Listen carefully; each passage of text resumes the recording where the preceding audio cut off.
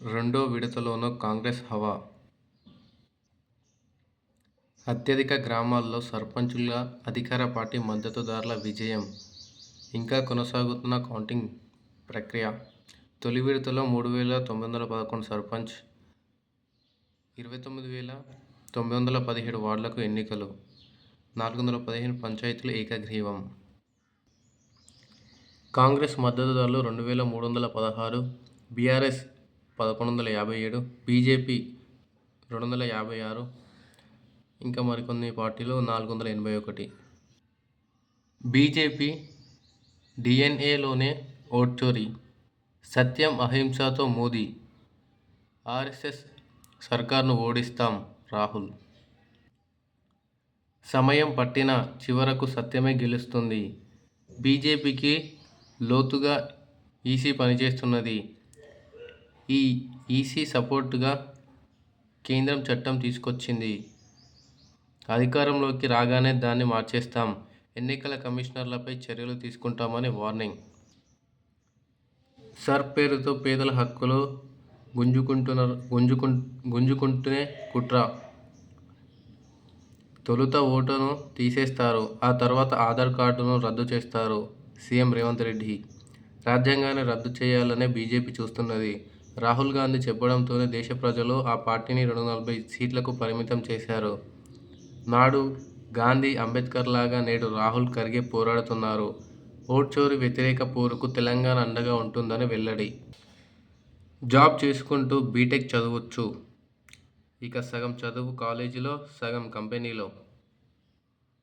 Working professionals కోసం కాలేజీలో flexible timings.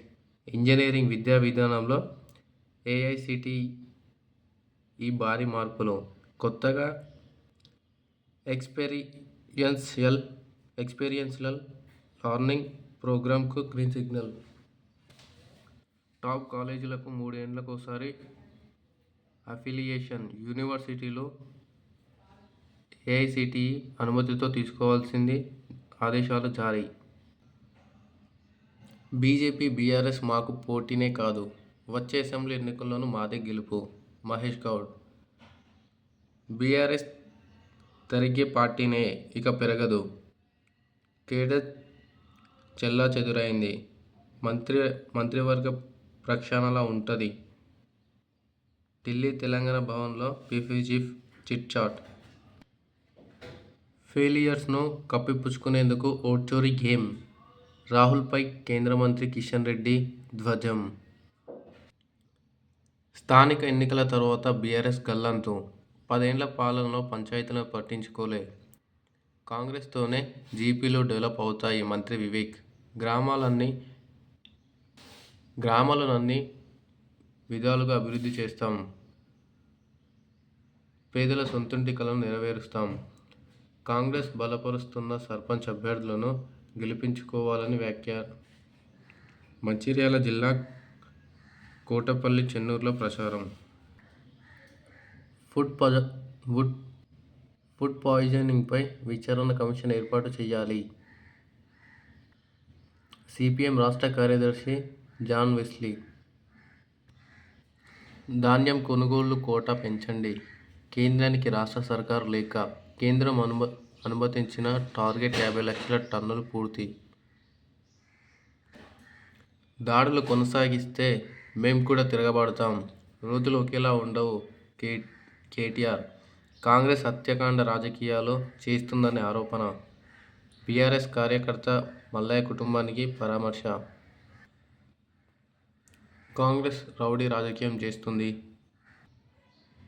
BRS కార్యకర్తలపైన Congress విరుచుకుపడుతుంది.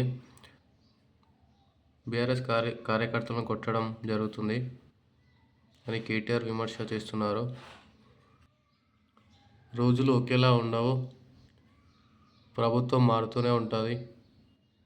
మేము కూడా అధికారంలో కోసం మేము కూడా చూపిస్తామని కేటీఆర్ అంటున్నారు.